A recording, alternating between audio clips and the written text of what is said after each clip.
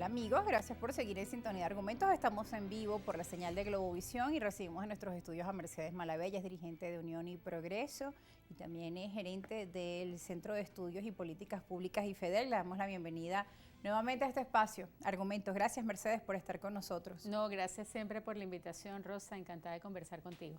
Además, para analizar, bueno, los acontecimientos que como hablábamos, hay varios y iremos a medida de cada bloque ir analizando uno a uno.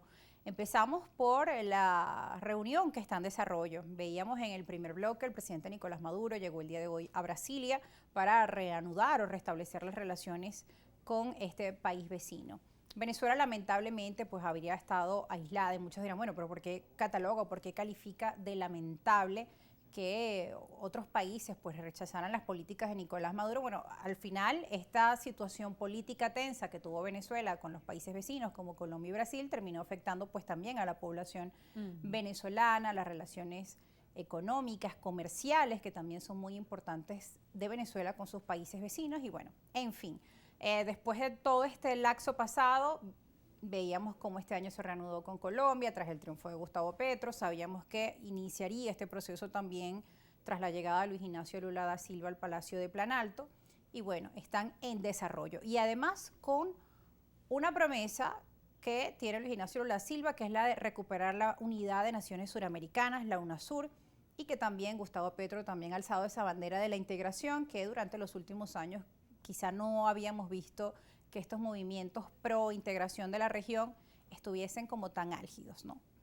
Sí, bueno, lo primero que me viene a la mente mientras te escuchaba, Rosa, era el tema de los migrantes, ¿no? Qué necesidad tan inmensa tienen algunos venezolanos de que se restablezcan las relaciones para poder normalizar su situación.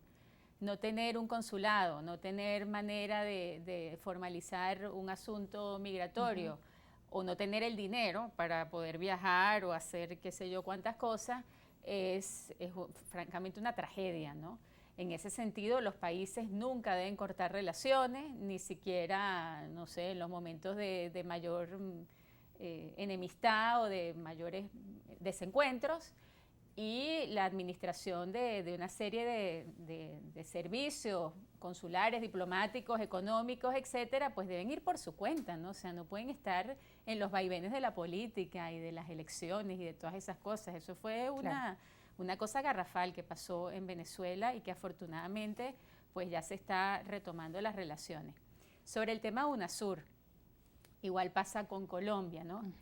No es lo mismo el modo como se están restableciendo ahora las relaciones y la reactivación de UNASUR que como fue en los tiempos de Chávez, ¿no? Por favor, es totalmente diferente. Pensemos... ¿En qué sentido en veías que antes era más político? No, antes Venezuela, imagínate un vecindario, vamos a ver a América Latina como un vecindario donde había muchas casas y Venezuela era una mansión gigantesca que ofrecía un montón de beneficios, con grandes recursos, un montón de beneficios a sus vecinos, que podía darle no solo luz, petróleo, gas, agua, lo que quisieran, ¿no?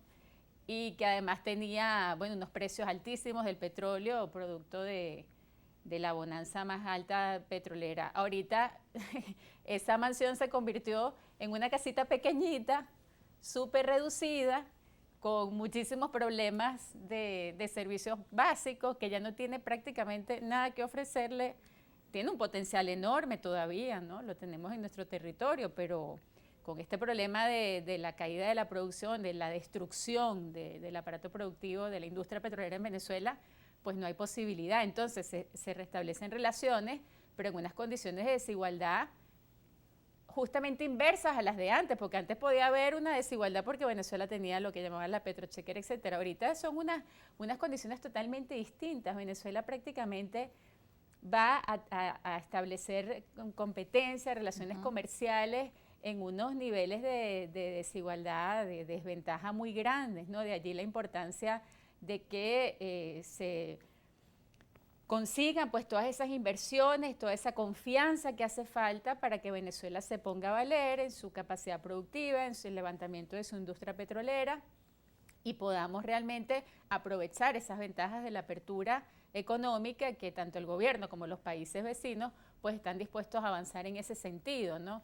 También pensaba otro ejemplo, igual del vecindario, ¿no? Si tú tienes una casa donde la familia pelea muchísimo, entonces tú decides rodear la casa de muros, de cercas para que no salgan, etcétera, y en un momento le quitas la cerca, bueno, eso no quita que no sigan peleando internamente. O sea, si Venezuela no resuelve su problema político interno, y en ese sentido aplaudo, me pareció muy creativa, muy buena la declaración del presidente Lula diciendo ustedes tienen que reconstruir esa narrativa y hacer de Venezuela un país democrático. ¿Quién lo va a hacer si no somos nosotros los venezolanos? O sea, no van a venir de otro país, ni unos marines, ni nadie. La importancia que tienen los procesos electorales dentro de reconocer, y es dentro de nuestra soberanía, exacto, dentro de nuestra soberanía y nuestra propia historia de venezolanos, hecha por venezolanos, la que tiene que reconstruir el modelo democrático, ¿no? Ahora tú hablabas, Mercedes, que en otra época Venezuela hacía, digamos, ofertas a los países de la región, teníamos todos los recursos, podríamos hacer acuerdos y además comerciales en igualdad de condiciones, de ganar, bueno, o entre comillas, ¿no? Quizá según las interpretaciones que de cada acuerdo puedan darse. Pero lo cierto es que siguen esos ofrecimientos. Leíamos hoy a través de la prensa que Nicolás Maduro ofrecía nuevamente llevar servicio eléctrico a Roraima de Brasil. ¿Cómo hacerlo? Porque, bueno, este tipo de declaraciones chocan en un país donde hay grandes problemas con el suministro eléctrico, sobre todo a nivel regional. Incluso en la ciudad de Caracas a veces tenemos cortes de luz, pero sabemos que en el interior es mucho más fuerte.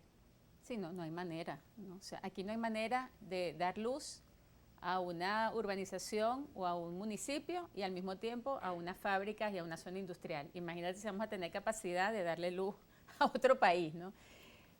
Sí, lamentablemente, Rosa, también veía las declaraciones de algunos líderes de la oposición respecto a Lula, y uno ve los niveles de irresponsabilidad en la que se mueve la demagogia política del gobierno con esas cosas tan absurdas como decir que Venezuela va a mandar electricidad, como con la condena a un presidente democrático como es Lula por recibir a Nicolás Maduro, ¿no? Entonces, son cosas que tenemos que superar los venezolanos y como dijo Lula, repito, construir una nueva narrativa de reconstrucción del país, de que los políticos están para resolver los problemas en primer lugar de los ciudadanos a los que se deben, o sea, de los venezolanos, y que tenemos que ofrecer una alternativa democrática que nos permita levantar nuevamente a Venezuela y recuperar la confianza para que haya inversión y para que se puedan restablecer todos los servicios básicos, ¿no?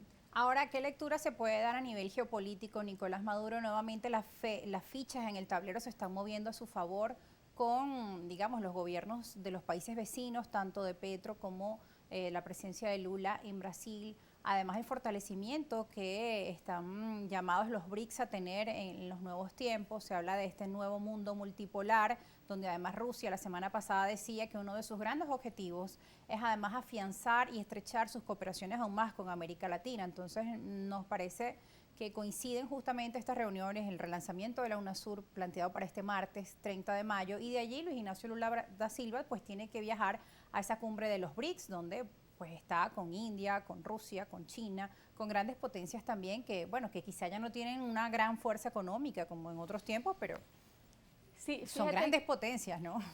Mira, si uno analiza la historia de Venezuela a partir de la aparición del petróleo, donde están los 40 años de democracia, por ejemplo, uno se da cuenta que frente a un mundo incluso muy bipolar, Venezuela siempre ha mantenido una posición de neutralidad frente a eso, porque tenía un recurso natural muy importante y porque los presidentes de la democracia, repito, de los partidos socialcristiano, socialdemócrata, todos en común tenían ese celo, ese nacionalismo bueno, digamos, frente al valor que tenía Venezuela, al valor que tiene nuestro país, que realmente no es demagogia, es una realidad, que nos toca administrar, ¿no?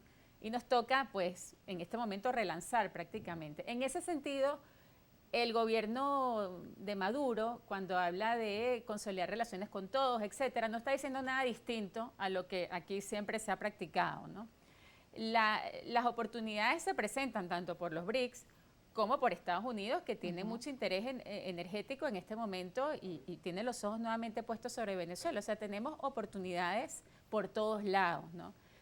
Yo diría más Estados Unidos, porque es un cliente importantísimo y muy cercano. Y muy cercano, pero ese cliente Estados Unidos y esas negociaciones Venezuela-Estados Unidos parecen estar estancadas y una vez se siente que por las condiciones que coloca el gobierno, como que ya se siente más cómodo haciendo negocios con estos otros países que además Estados Unidos no ve con buenos ojos, pero esa es la realidad. Pero incluso amigos de los BRICS, como puede ser Lula, lo que le está pidiendo a Maduro que haga es algo que le va a convenir también a las relaciones con Estados Unidos, ¿no? Claro. O sea que al final, y otra cosa, ¿no? Sobre los BRICS y sobre este mundo, el nuevo polo que se está geopolítico, etcétera, yo a veces veo las diferencias tan inmensas que hay entre los chinos, los rusos, los turcos, los indios.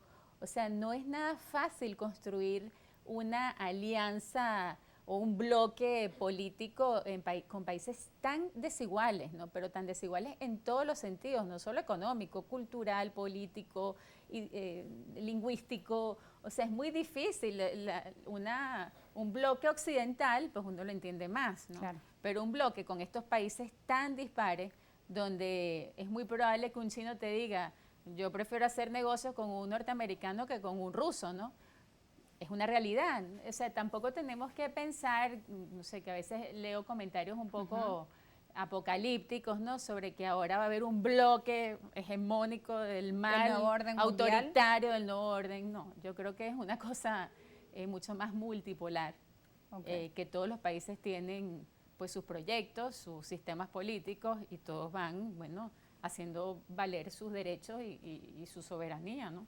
Bueno, sobre eso seguiremos conversando al regreso porque sí hay muchas preguntas. Se dice, bueno, pero esta alianza de Rusia y China va llegando a niveles que no habíamos visto antes, mientras que Estados Unidos no vemos que tiene el poder que tenía en otros tiempos. Bueno, sobre eso seguiremos al regreso. Ya saben nuestras cuentas en redes sociales para que nos escriban, para que participen, interactúen con nosotras. Ahí está, @argumentos_gb en Twitter y @argumentosgb en Instagram. Mi cuenta en ambas plataformas es @rosa_periodista. No se aparten que ya regresamos.